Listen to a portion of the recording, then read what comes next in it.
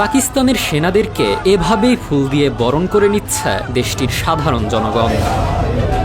বিজয়ের উৎসবের মতো আনন্দে রাস্তায় নেমে এসে উল্লাসে মেতে উঠেছে তারা। ভারতের সঙ্গে কয়েকদিনের টানা উত্তেজনায় সেনাবাহিনীর বীরত্বে গর্বিত তারা। পাকিস্তানিরা বলছেন তাদের সেনারা শক্তিশালী প্রতিক্রিয়া দেখিয়েছে, যার ফলে যুদ্ধবিরতিতে বাধ্য হয়েছে ভারত।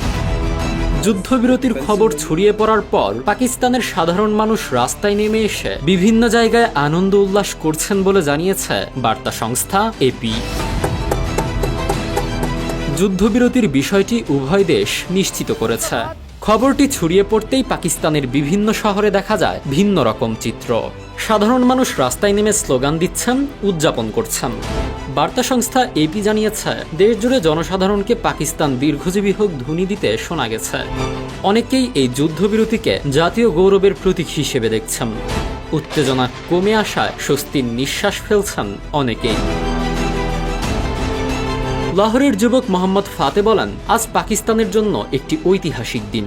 আমাদের সেনাবাহিনী সাহসিকতার সঙ্গে জবাব দিয়েছে। এতে ভারত আর এগোতে পারেনি।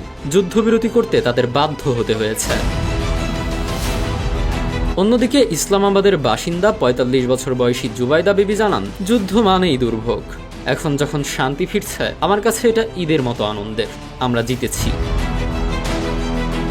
আফগান সীমান্তের কাছাকাছি পেশোয়ারের কাছের উপজাতি এলাকায় কিছু মানুষকে আকাশে গুলি ছুড়ে যুদ্ধবিরতি উদযাপন করতে দেখা গেছে। এদিকে পাকিস্তান নিয়ন্ত্রিত কাশ্মীরের কেন্দ্র মুজাফফরাবাদে সাধারণ মানুষের মুখে এখন আশার আলো। দীর্ঘদিনের সংঘাতের ছায়া পেরিয়ে এবার শান্তির সম্ভাবনায় বুক বাঁধছেন অনেকে। সেখানকার জুলফিকার আলী বলেন, আমাদের জন্য শান্তির অর্থ হলো বেঁচে থাকা। আমরা অনেক দুর্ভোগ সহ্য করেছি। আমি খুশি ভারত ও পাকিস্তান ভালো সিদ্ধান্ত নিয়েছে। এই অঞ্চলের মানুষের চোখে এমন বিরতি শুধুই সাময়িক নয়, বরং একটি নতুন পথ চলার সূচনা।